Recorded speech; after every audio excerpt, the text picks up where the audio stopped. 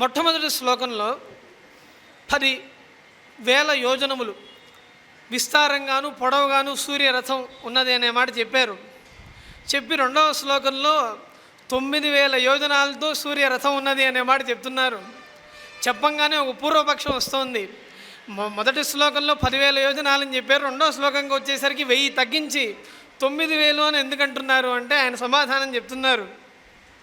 కాదు, మనకి ఒక్కో పురాణంలో ఒక్కోలాగా లెక్క వేసి చెప్తున్నారు. ఒక్కో వ్యక్తికి ఆ సూర్యుడు అనేక విధాలుగా భీష్మస్తుతిరాజంలో భీష్ముల వారు చెప్పిన ప్రకారంగా ప్రతిదృశమివనై కథార్కమేకం భీష్ముడు చెప్తాడు. ఆయన వెళ్ళిపోతూ మహాప్రస్థానం చేస్తూ శ్రీకృష్ణ సమధిగతోస్మి విధూత భేదమోహ, నాయన శ్రీకృష్ణ నీ యొక్క అనుగ్రహం వల్ల నాకు భేద దృష్టి పోయింది.